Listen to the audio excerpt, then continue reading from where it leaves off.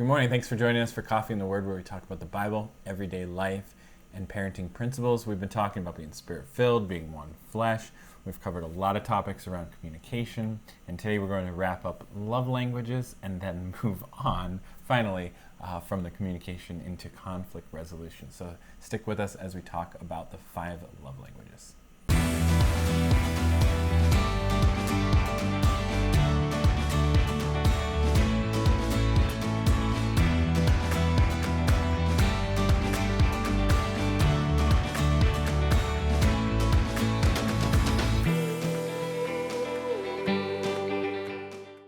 I love that in the intro for this video you said we were going to wrap up the 5 love languages. No pressure, but we have to be done today. Oh, okay. I see. His words at the beginning are always very intentional because he's communicating to me what we need to get done.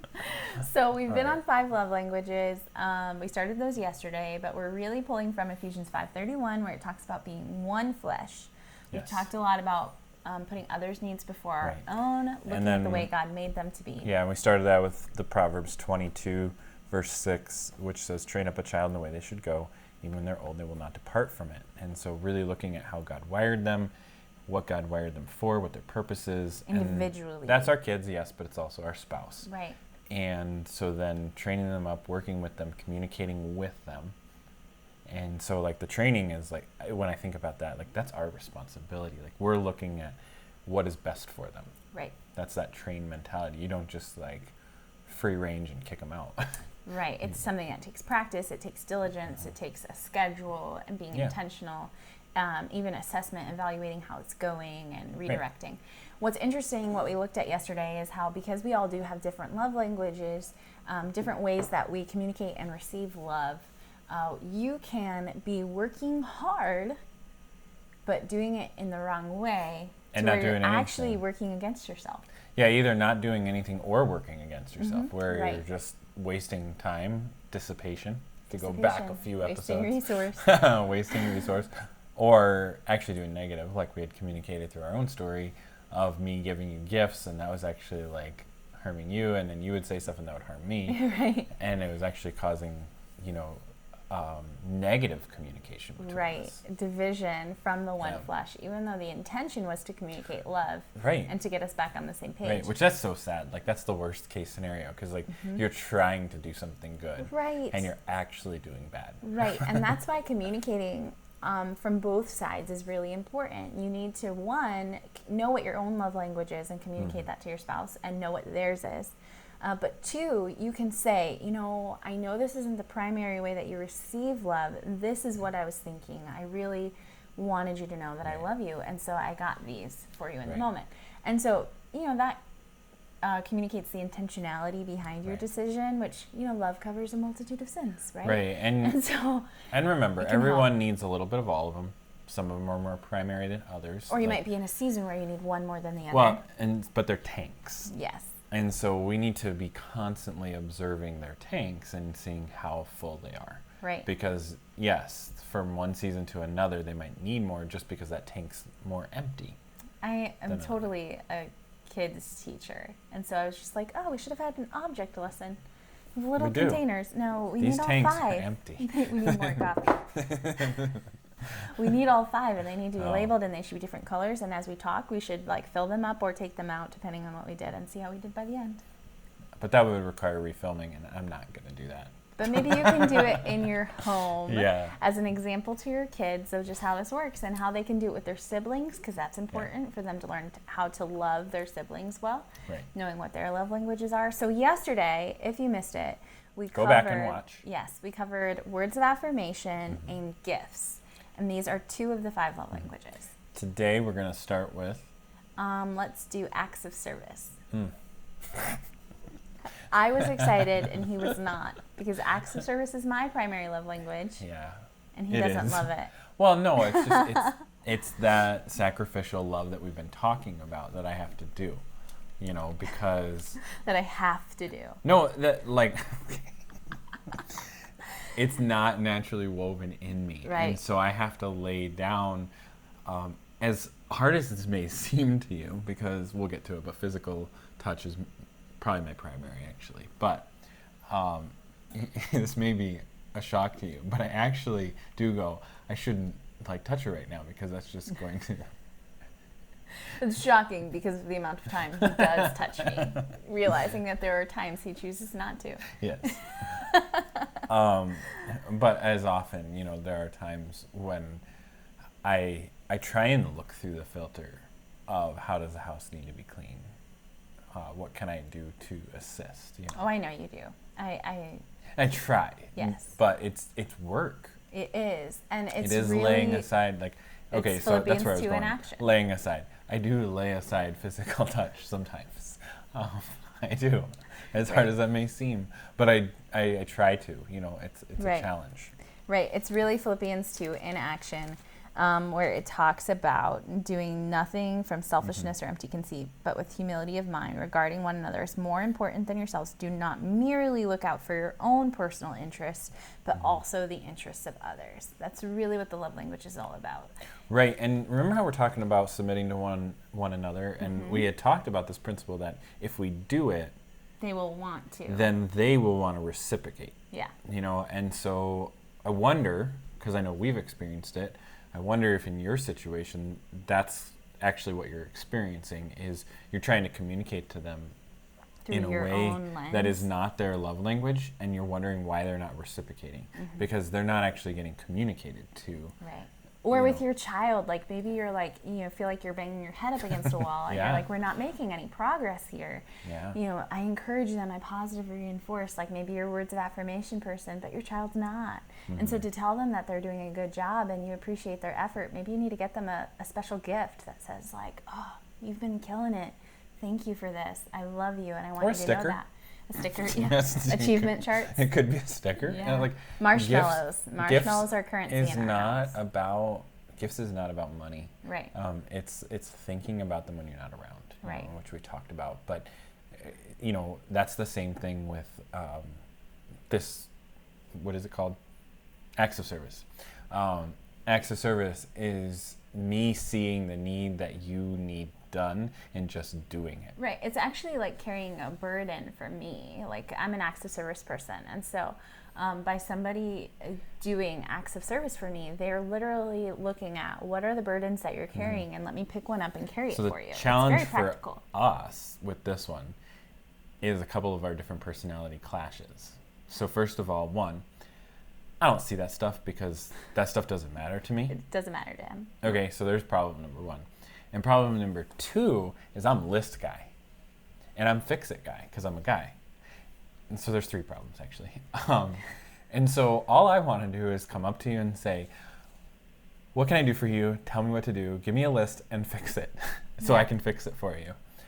And in all of that, one, I'm communicating, I can't see for you, I'm not like loving you, all that kind of stuff. And you just gave me another job to do. List bog you down. Just put another burden on me to make a list for you. Yeah. Where I'm like, by the time I walk around and see what needs to be done, I could have just done it. I'm not going to tell you to do it. Right, but the problem is I don't see it at all. Right. And so that's just like how many years have we been married? Well, it's 2020, and it's not June yet. And so that means we've been married 13 years. You see how slow she did that? She was doing math in her head so she could figure it out. I have no idea. But even in that amount of time, this is still something that we constantly struggle with. Just practically the way that it works out for us. And so acts of service, it really is, how can I serve you? These are usually task-driven things. Or, it's checking a task off of someone else's list.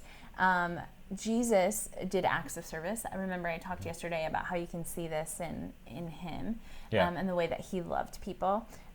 We, of course, with Easter, spent some time looking at the Last Supper and all of those things, but part of that is Jesus washing the disciples' feet. And he gives them this example, this horrid, dirty, awful job, the lowliest of low forms. But he says that when he is washing their feet, he says, a slave is not greater than his master, nor is the one who's sent greater than the one who sent him. So he's saying, like, you should be doing what I'm doing. And he says that I've given you an example that you should also do as I did. It says that in John 13, verse 15. I gave you an example that you should also do as I did to you. Right. That act of service, of laying aside his own will, his own self, what he could have been doing in that moment, he lays it aside and he serves the disciples. Right. And that's really what acts of service is all about. Yeah, and showing the person that you care about them, even though it's not something you want to do. Yeah, if you have a kid who's an acts of service kid, that's how they receive love, maybe declare a chore-free day for them where you do all their chores that day. Take away the burden. Okay. Like, do it for them. Don't just leave the chores for them to do tomorrow. That's going to stress them out. Like, before they get up in the morning, do their chores for them and let them have the day off, and you can communicate love. Right. They would like that. Okay, so the next one. We have gifts, words of affirmation, acts of service, quality time. Quality time.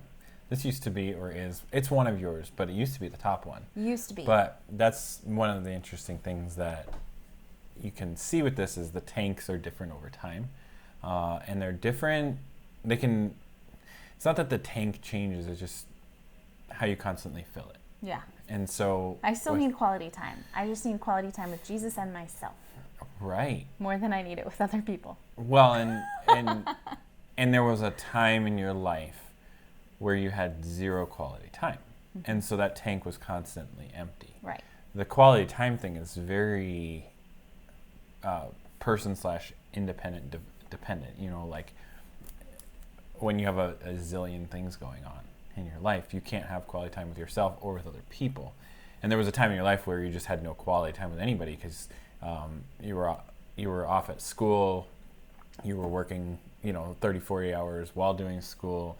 You weren't close with your roommates at the time. And like there was just a lot going on where you had no quality time with anybody, and you also had no personal time because you were going 100% of the time. Right.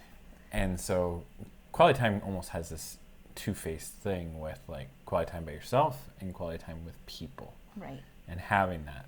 Yeah. And so this person gives and receives love in those like special undivided attention moments. You cannot have quality time with someone when they're on their phone, when they're not present in the room, or when they're thinking about other things. And so you can show quality time by like going on walks, just sitting with them on the couch, watching a movie.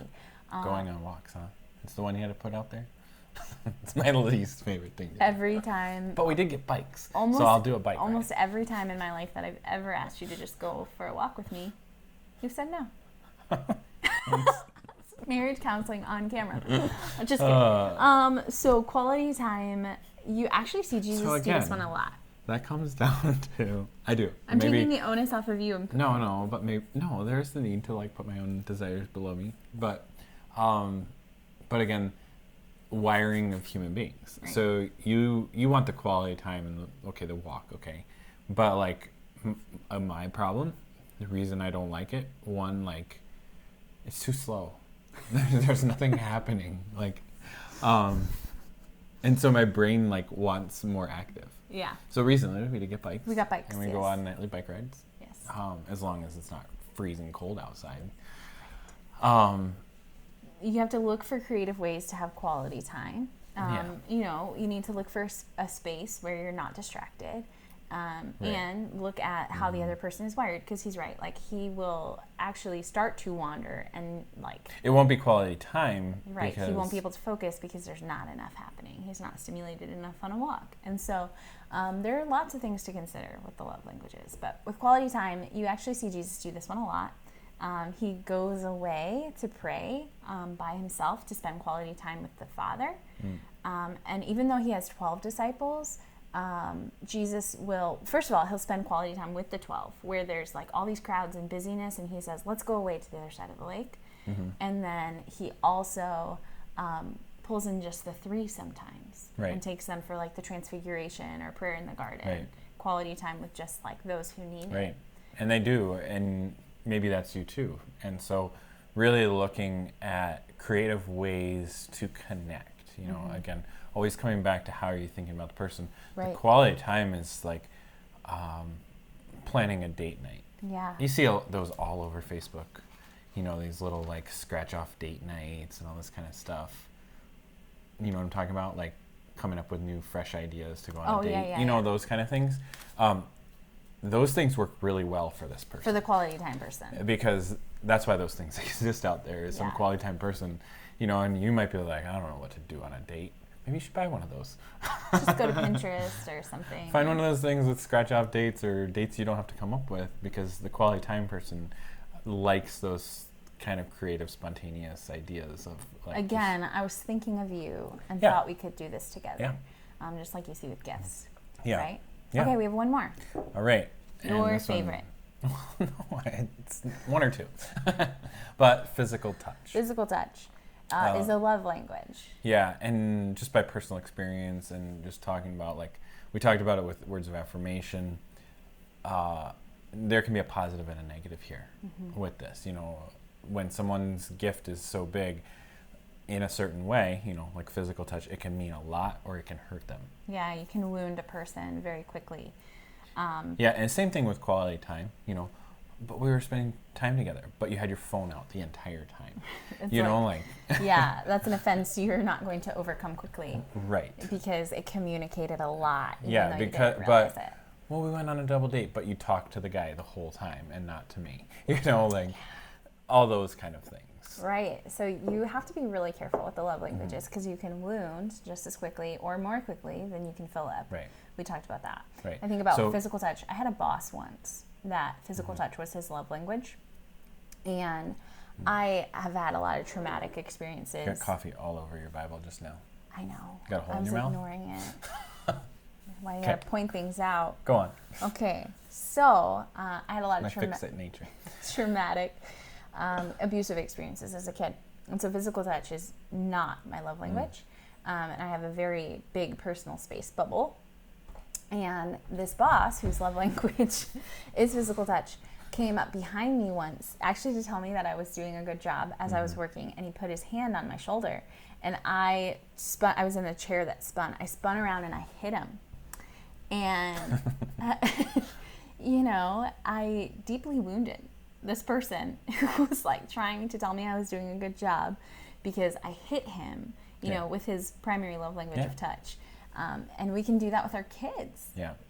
By personal experience. So the physical touch is that, like, you communicate love through physical touch. That's not, in the marriage sense. That's not always sex, okay? Physical touch is anything from, like she said, a shoulder touch, a hug. Hitting someone. If you know me and you're friends with me, I might, punch you in the shoulder or something like that. Yeah. If you're like, Brian doesn't like me, he hits me all the time. That's how he's communicating. I'm aware of your existence, and I'm glad you're here. So if you have a kid or a husband that does the same thing, that's always going around, touching you, rubbing you, that might be one of their primary love languages. Zoe. I have a kid who does that to me. I love her dearly. So you have to look at it. But by personal experience, the negative here, if you do have a kid that's like this, if they get hurt, like physically hurt, fall off their bike or hurt, touching them is the worst thing you can do. Just letting you know, because they're in physical pain already, and so I've just experienced that so often where I'd get hurt doing something like skateboarding or fall off my bike. And everybody comes around, let me coddle you and make you feel better. And I literally will physically kick them off. Right, because the physical feeling is so important to you. Yeah, and right now I'm you're physically overloaded. feeing negative, a lot of negative. So touch is going to communicate something negative. Right. So I love this example of Jesus in physical touch. Okay. Because it shows us something I think we can use practically for parenting.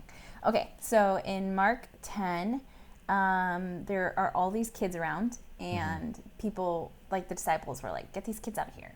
Like, they're a nuisance. Get out of the way. And Jesus says, in verse 14 of Mark 10, but when Jesus saw this, he was indignant and said to them, permit the children to come to me. Do not hinder them, for the kingdom of God belongs to such as these. Just communicating the importance of children. Truly I say to you, whoever does not receive the kingdom of God like a child will not enter it at all. And then verse 16 says, and he took them in his arms and began blessing them, laying his hands on them. Yeah. And so he breaks the barrier physically with them Right. to let them know that they are welcome and that they are part of Right. what he is doing in his work for the Lord, that they're important. Right. He communicates with physical touch here. Right, and there's an appropriate boundary here. I mean, your husband or your wife, your spouse, your kids, there are certain boundaries that are, acceptable that are not acceptable with other people, Or that and your so- child might just, as they grow, be like, they like it, but not in front of their friends. Or Yeah. like you're dropping your kid off at school, you don't kiss them on the cheek when they're right, 14. and as a parent, you go, well, I have the right, and you're really scarring that kid. Yeah, again, you can wound Yeah. so quickly. Yeah, they used to love it, and we'll take that as an offense to a parent, like, oh, they're too cool for me now. No, they still really do want it, but you need to meet their need Do it where at an it's appropriate at. time. Yeah. And that goes across the board. It's not just physical touch. It's all of the different. If it's words of affirmation, and you say, "Oh, you look so handsome today, sweetie," as they're getting out in front of all of their masculine friends. Like, they might have words of affirmation as a need, and right now you just popped their balloon, and now because they're going to get razzed by their friends, and that affirmation is going to be zero. right. So we have to be very careful with this, and same with our husbands, our wives. We need our spouses. We need to employ this to be one flesh. That's what we're talking about. Yeah. And again, our kids are learning by the way we treat one another. Yeah. And so I often see Zoe's our most competent, and oldest, but I now am starting to see her love languages come out where she's acting on them. But I also see a lot of her being a parrot, where she sees you or me do something, so then she does that as well. Like, if I do something for you, then later on I might see her do that same thing for you. Yeah. And so the way you model it or don't model it is what your kids are going to learn about how to communicate love to one another. Right, and putting other people's needs before their own. Right, So if you're feeling like you're not one flesh with your spouse, maybe you've been thinking about this over the course of the last week or so, and you see like there are some areas where you're not united, start looking at how are you guys communicating love to each other and receiving love with And what are one their another. needs, Yeah. Maybe you can download that Love Nudge app and get your spouse and you to take the test and just see how you balance, like what your tanks are, how they fill up, and what your most important needs are, so Where that things you might can be easy. begin to properly communicate with them.